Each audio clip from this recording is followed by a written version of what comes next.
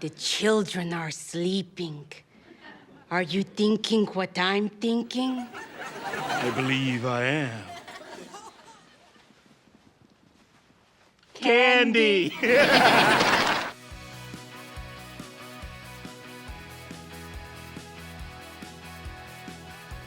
Number 10, a risque magazine. Did you take credit cards? Gee, let me check my shirt. There's gotta be some cash around here someplace. When Victor and Tanya Baxter realize they're short on cash to pay for a pizza, they decide to raid their son Cory's room for some change. During their search, they find a magazine under the kid's bed. Uh-oh, I found a magazine.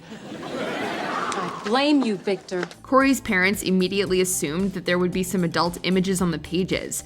But before Tanya gets too upset, she realizes that it's just a business magazine. Retire at 12. Gotcha. This sly joke is aimed at older viewers who assume the worst about Cory's reading habits. While his parents don't have to worry about his magazine time, they should look into why he keeps a human-sized net in his bedroom. Mom? Dad? I am so disappointed! Number 9. Cory wants to have the talk. Before Cory goes trick-or-treating, he decides to sit his dad down for an important conversation.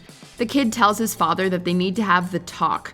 I think it's time we had the talk. Victor immediately panics and calls for his wife for backup. But Cory quickly clarifies that he wants to have a completely different kind of talk. Not that talk! This mature joke works on 2 levels.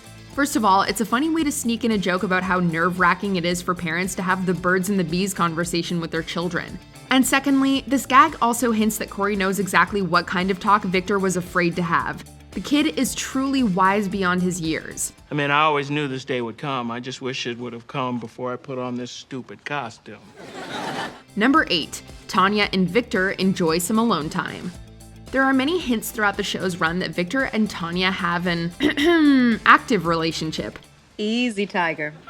The kids are still here. But one of the most obvious nods to their marital activities comes in the Psychic's Wanted episode.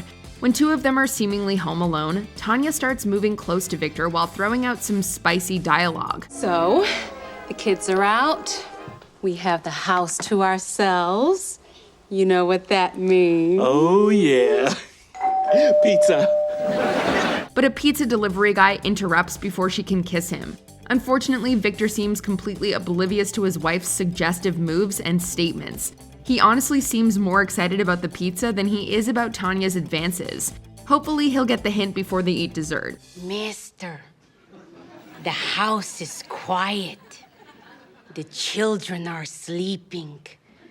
Are you thinking what I'm thinking? Number 7. Where's that tattoo going? Raven makes a lot of guarantees about her party just to outdo her rival Nikki. One of her promises revolved around henna tattoos. At my house, and I'd love for you to come. To my house, which is 3 doors down. From my house, which is 3 doors up, and it's also a better house. Well, I am having a band, and I'm henna tattoos. But when Nikki tricks a bunch of guests to come to the party a week early, Raven is completely unprepared. While she tries to defuse the situation, one of the partygoers talks about her excitement for henna tattoos. The female guest starts to pull down her pants to show everyone where she'd put a tattoo. Hey, and what about the band and henna tattoos? Hey, I was thinking of putting one right Girl, on you my... gonna pull that back up? Raven quickly tells her to stop before she reveals the desired location. We don't know how low this guest wanted the tattoo to go, but we're guessing the spot was probably inappropriate for the show's younger viewers. This has been a dirty trick. Number 6. Learning about shirts versus skins. Girl, nickname, that's what we can do. We can give him a nickname, then you can call him anything you want. And for your FYI, I have Cory spit in my ear. Ew.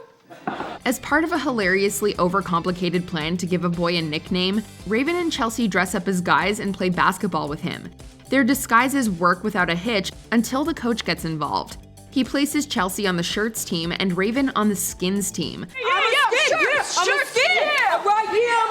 I'm a skin, yo, I'm a skin. Yo, dog, what skins?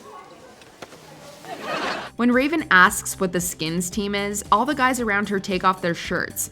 This prompts her to run away screaming that she wants to be a shirt. Oh, we gotta get out of here. But they were gonna let me play guard. Even if the kids didn't know what shirts versus skins is, seeing the male players remove half their gym clothes made it clear exactly why Raven was so nervous. Fortunately, the coach let her change teams before she exposed her true identity to the whole court.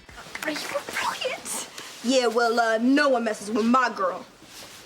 Number 5. A groovy exercise routine. I wonder what you're doing wrong. What's wrong is I'm doing it.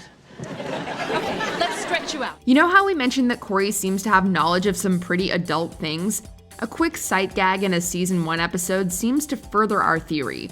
Tanya is helping Victor work out on an exercise ball. Right after she falls on top of Victor, Cory walks in. The kid asks his parents if they can get their groove on in another room. I want to watch TV. Could you guys go get your groove on somewhere else? Given his parents' extremely suggestive position, it's pretty clear what Cory thought they were doing. We hope the younger viewers didn't ask too many questions about this scene. It would have been awkward for parents to explain exactly what Tanya and Victor's exercise could have been mistaken for. I don't know. I was too busy watching your parents do the bump.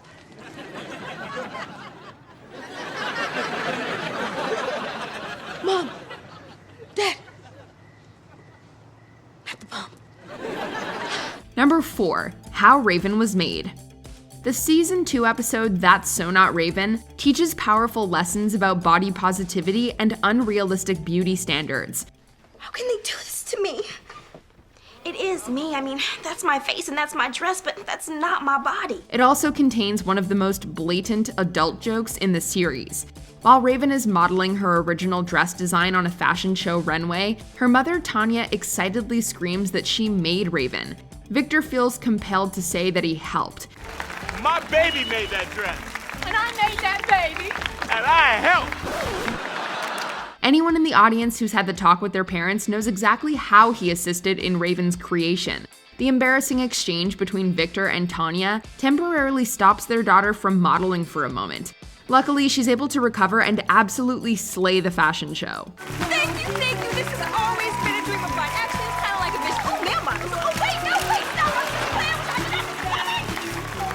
Number 3. Raven jumps to the wrong conclusion.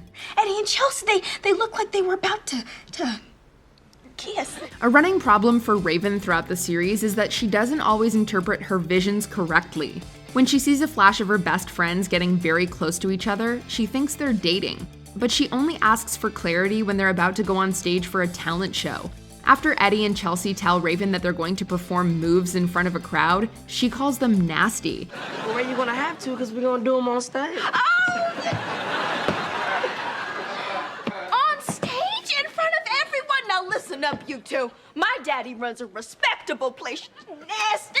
A moment later, she realizes that they were just talking about salsa dancing. Even Raven's mother has to ask where her daughter's mind went. Salsa dancing? Yeah. Honey, what did you think they were doing? I thought they were doing something, but a whole different little something. We assume it's the same dirty place that the writers were in when they thought of this joke. Number 2. Cory hits on Chelsea. During Raven's phone call with Chelsea, Cory overhears that Chelsea is having problems with a boy. He takes the phone and offers her emotional support.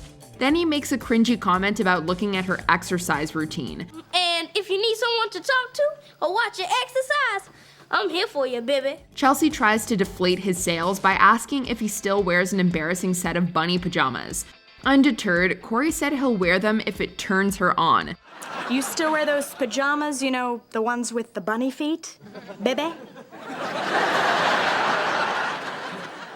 Well, baby, if that's what turns you on. At Cory's young age, the only thing he should know how to turn on is a computer. It's honestly a miracle Chelsea didn't hang up immediately after hearing his extremely mature and suggestive dialogue, especially when it comes from a kid who nicknamed himself Dr. Love. And my nickname isn't Worm or Maggot, it's Dr. Love. Number 1. Eddie's tight pants. This lettuce is deep fried. But you admit it's lettuce. After Bayside High School gets a new food provider, their lunchroom options become unhealthy or supersized.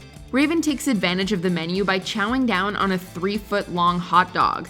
Seeing her play with the oversized sandwich while Eddie looks on in awe was already suggestive. But after she bites the hot dog, Eddie takes it to another level by saying his pants feel tighter. Oh, man.